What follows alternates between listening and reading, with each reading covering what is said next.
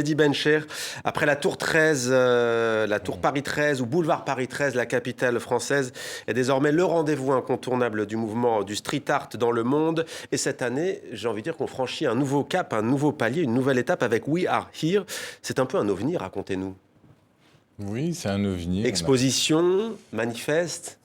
Un peu des deux, un peu des deux. Revenir sur un lieu emblématique, en fait, il y a ce qui m'avait fait carburer, enfin, il y a des années, c'était un salon qui s'appelle le Salon des Refusés, qui a été fait dans un bâtiment qui s'appelle le Palais de l'Industrie, qui était exactement à l'emplacement du Petit et du Grand Palais. Au 19e siècle.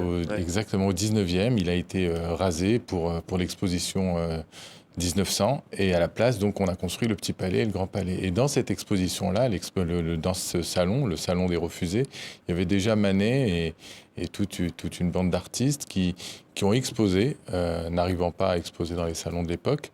Ils ont fait un salon seul, et avec l'aide du pouvoir politique à cette époque-là. Et en fait, il s'est avéré que toute la bande qui était autour de Manet, c'était les impressionnistes et ceux qui ont écrit l'histoire de la fin du 19e, début 20e. Donc moi, je fais le parallèle entre le street art et ce qui s'est passé auparavant. En 1863, Donc, exactement. Mais pourquoi c'est important de le faire entrer au musée, d'une certaine manière, cet art de rue? Non, c'est juste une étape parmi d'autres. Moi, c'est un lieu, c'est marrant de faire cette aventure, de dire pourquoi pas ce lieu, de démontrer que ces artistes-là sont largement capables d'exposer là-bas, mais ils ont une faculté d'adaptation hors du commun, donc ils peuvent et à l'extérieur, et à l'intérieur, et en galerie, et en musée, et ça connaît un succès fou. Déna, je crois que vous y allez, vous, ce week-end, donc au Petit Palais. Alors, les artistes, des grands noms, Shepard Fairey, il y a Sobey, Invader, Seth, El Cid également, qu'on a connu, El Cid. Est-ce qu'il y a une partie du public qui découvre tout simplement cet art? Ou alors est-ce qu'il n'y a que des initiés? Il y a les deux. Il y a les habitués du Petit Palais qui viennent voir du street art, et il y a tout le public du street art qui n'est jamais allé au Petit Palais et qui va voir la collection permanente du Petit Palais. Du coup, ça change. Ça change. Les visiteurs changent de visage au Petit Palais. Djerbaoud va bien?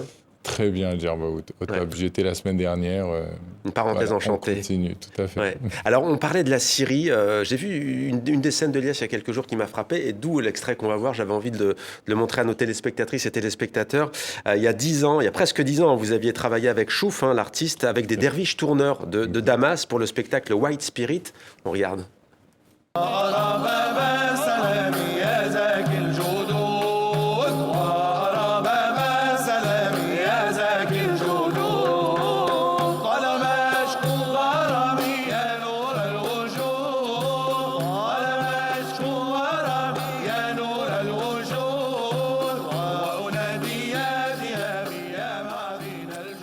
Sur ce spectacle, est-ce que ça vous fait de revoir ces images? Complètement.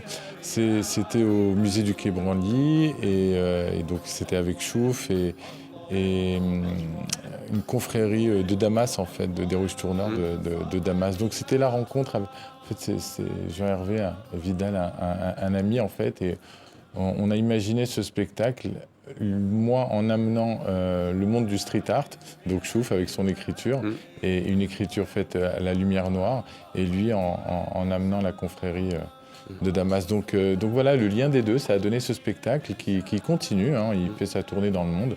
Donc la prochaine, je crois que ça va être à Dubaï. Entre-temps, on a fait le Louvre d'Abu Dhabi, on a fait Perth, Pas mal. C'est pas mal.